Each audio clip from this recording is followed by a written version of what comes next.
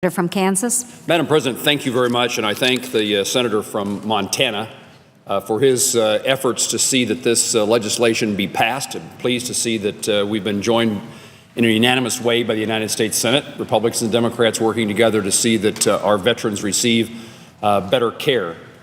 I, too, want to thank, in addition to the senator from Montana, I want to thank Senator McCain, who is joining us on the floor, the senator from Arizona, but Senator Isaacson in particular, the chairman of the Veterans Committee, and his leadership in seeing that we're here today to bring this legislation across the finish line.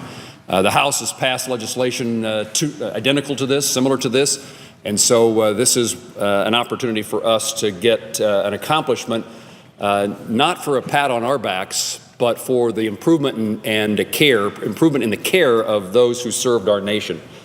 You know, I've asked this question on the Senate floor before: who of all the people of the United States would you expect to get the best care possible? And while we want every American to have high quality care and access to medical treatment, we certainly want to make certain those who served our country and to whom a commitment was made that they would receive care, we want that commitment fulfilled, and we want it done in a way that is advantageous and easy for our veterans. And the senator from Montana is correct. The Choice Act is a significant improvement in my mind for accessing care.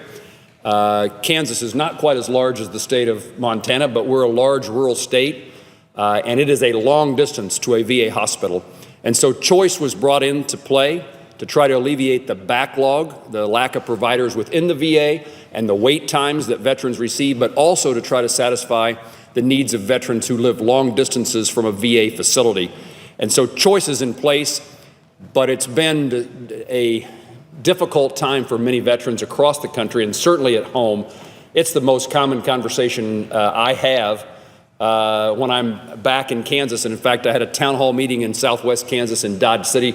And again, it's veterans who either in the public forum will visit about the problems with the VA, particularly with Choice, or they'll line up after or before that meeting to tell me in person they need help.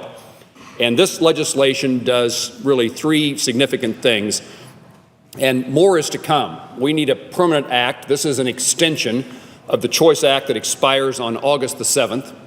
And so continuing the program is the first step while we work out the desired outcome of a long-term permanent program.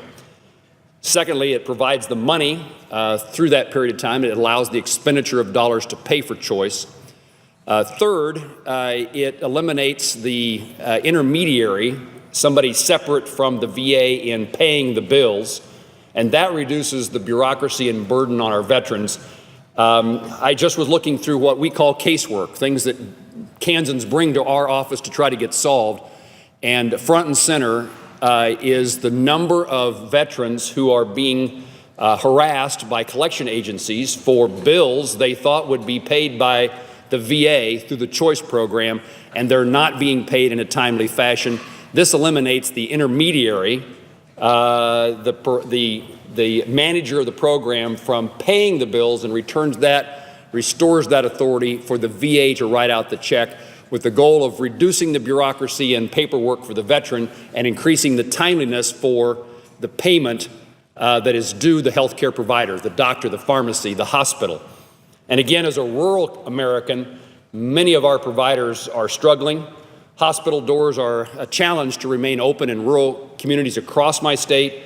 And that long wait for a reimbursement check for services provided months ago also creates a burden upon that hospital, that healthcare provider. So timely payment certainly will benefit the veteran, but it also increases the chances of the stability of healthcare providers in rural communities across my state and around the country.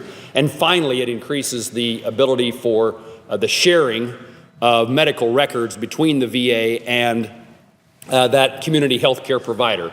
So Choice is in place to help those veterans who need to have care more quickly and who need to have care closer to home.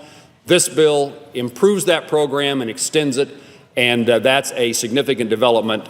And I appreciate the opportunity I've had to work with the senator from Arizona, the senator from Montana, the senator from Georgia, to make sure that we got to the point we are today.